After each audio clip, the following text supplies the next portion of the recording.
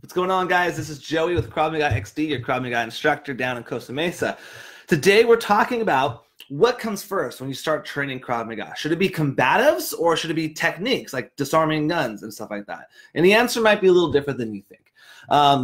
Really, people come to us from all over the place, and a lot of our clients and a lot of our students, they're actually in shape, all right, semi in shape, and they can probably hold their own in like a bar fight, or you know what I mean? Like if something happens, they could probably push their way out of it, maybe punch somebody and whatever, it'll be okay.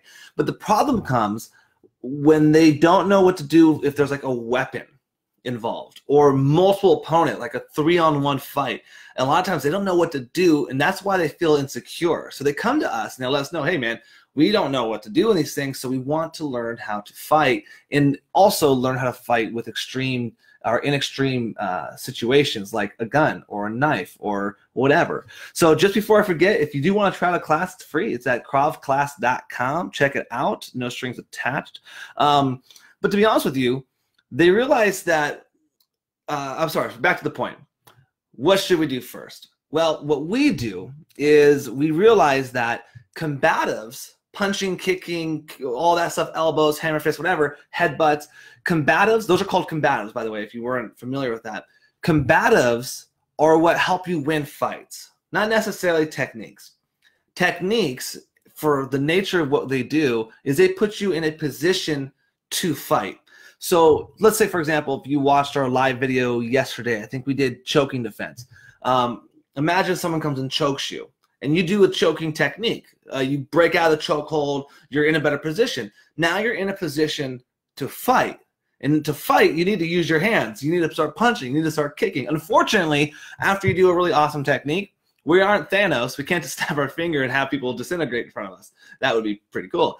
But instead, our superpower is knowing how to fight now. So you need to have fast punches. You need to have punches that connect in the right spot. You need to have power behind your punches in kicks and elbows and knees and headbutts and hammer fists and everything else that we do for punching.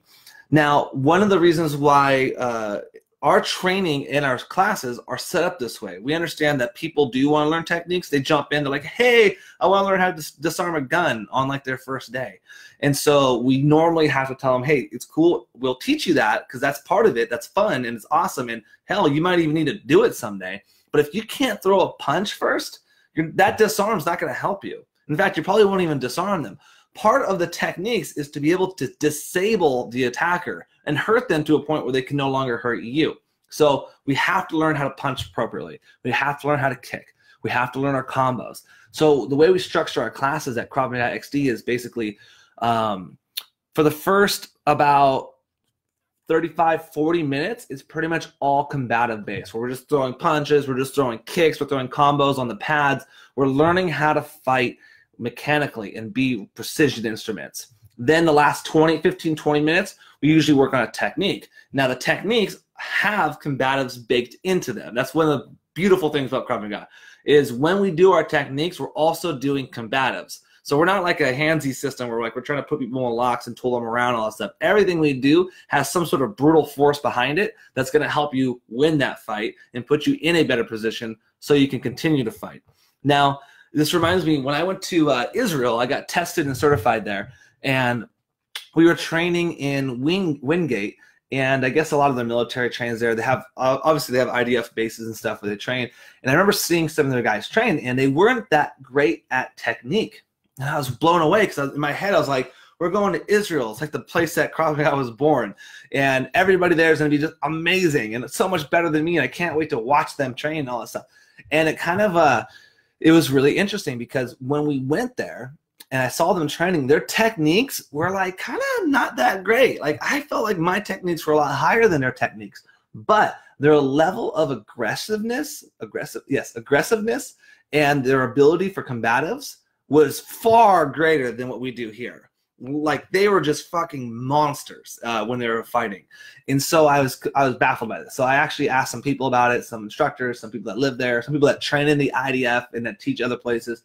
And they said one of the problems is that in the US where we live, we're more fancy because we like Hollywood, because we're so indoctrinated with Hollywood films and fight scenes and all that stuff, that we cater a lot of our training towards fanciness. Like, we want to learn techniques. I want to learn gun disarms, knife disarms, choke defenses, and I want to learn all this stuff. And in other countries that are more combat derivative, by the way, like, we don't really see a lot of combat here in the U.S., except for our army that goes out, of course. But in other countries, they're like more born into it, especially like Israel. They've been in war forever. So more combat-focused countries, they train, they know, like, hey, it's not necessarily the technique that matters right now. It's that you're going to be aggressive and you're going to be able to hit them hard and fight. So we try to take that as a learning situation. So when we teach at Krav Maga XD, we like to make sure our students, it's usually 80% combatives, 20% techniques. Then in the beginning, that's especially true. Then as you start getting higher level in Krav Maga, we keep the combatives, but we start to get you more techniques. We start getting you more advanced techniques, things that will actually work because you know how to deliver combatives now. So you see how that's working? Once you learn how to hit hard, you can learn the cool techniques that involve hitting hard. Because when we take a gun away from somebody, we got to hit them. That's what's going to loosen them up to disarm them. And if you can't hit someone properly, you're not going to really do a good disarm. You know what I mean? Now, just to recap, basically, here's the gist. You need to learn how to punch. You need to learn how to kick. You need to learn how to do elbows. You need to learn knees. You need to learn what we call hammer fists. It's a side transitional weapon. So that way you can hit people that are to the side of you or behind you. You need to learn side kicks and back kicks, things that you're actually going to use in a fight. Then as you're learning those, you need to start to maybe pick up some techniques. So that's our little formula. Combatives first, techniques second. It's never techniques first. We don't just learn techniques. That's not going to help us. So that's pretty much it, guys. If you have any questions, let us know. If you do want to try out a class, just go to kravclass.com. It's free. There's no strings attached. Honestly, we just want to see if you like it, and that's it.